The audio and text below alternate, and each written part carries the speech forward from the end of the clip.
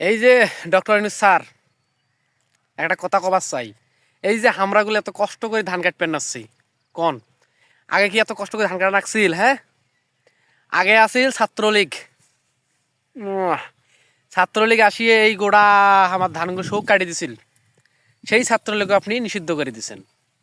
কি দরকার আছে ছাত্রলীগ নিষিদ্ধ করার জন্য?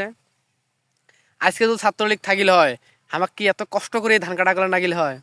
এই যে রোদ, বাপরে কত কষ্ট করিয়ে ধানগুলো কাটবেন নাছি স্যার, আপনি তো বুঝেন না কিসের জন্যে যে এই ছাত্রলীগ নিষিদ্ধ করলেন। বাবারে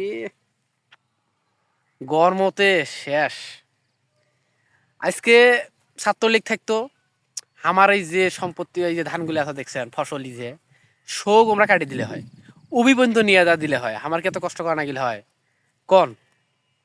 স্যার আপনি এটা কেন কাজ করছেন? হ্যাঁ, যাই হোক, কষ্ট যখন করাই লাগতেছে করি, কি আর করা, ছাত্রলীগ যেহেতু নাই আমাদেরই কাজ করা লাগবে।